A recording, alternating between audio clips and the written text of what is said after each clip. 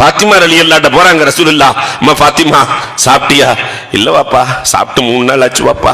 எங்கம்மா பேர பிள்ளைங்க ஹசன் ஹுசைன்? வெளியே போயிருக்காங்க வாப்பா. பெருமானார் தேடி செல்கிறார்கள். ஒரு ஆடு மேய்க்கிற இடையன் குறுக்கே வருகிறார். என் பிள்ளைகளை பாத்தீங்களா? அந்த ஆடு மேய்க்கிற இடையன் சொல்லுகிறார், 2 பேர் அழுதுகிட்டே போனாங்க. நான் கேட்டேன், எதுக்கு அழுகிறீங்கன்னு.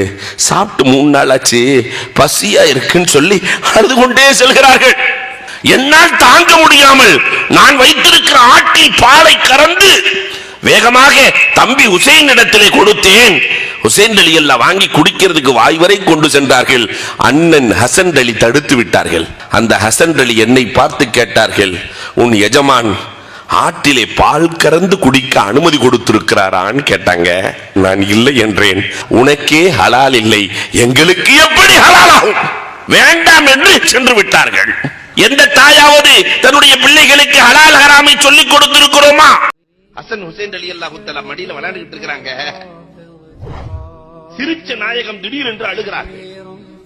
சிரிச்சுட்டு இருந்த ரசூலுல்லாஹ் பாத்திமா ரலியல்லாஹு வந்து கேட்டாங்க, உம்மு சலமா ரலியல்லாஹுவினுடைய வீட்டுல நடக்குது, ஏங்க வாப்பா அழுதுகிட்டு இருக்கிறீங்களே என்று கேட்க, சிரிச்சு விளையாடுகிறே, அழுது கொண்டிருக்கிறீர்களே.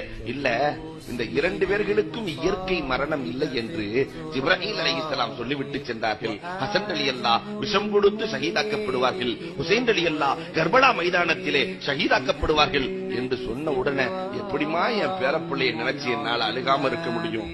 பாத்திமா ரலியல்லாஹு கேட்டாங்க, அல்லாஹ் உங்களுக்கு தான் விசேஷ துஆவை கொடுத்திருக்கிறானே, அந்த துஆவை பயன்படுத்தி உங்க 2 பேரப்பிள்ளைகளையும் நீங்கள் காப்பாற்றலாமே என்று சொல்லுகிற பொழுது பெருமானார், அந்த துஆவை தான் என்னுடைய மறுமையிலே என்னுடைய உம்மத்திற்காக வைத்திருக்கிறேனே என்றார்கள். என்னுடைய உம்மத்தை நரகத்திற்கு செல்லாமல் பாதுகாக்க அந்த துஆவை தானே வைத்திருக்கிறேன்.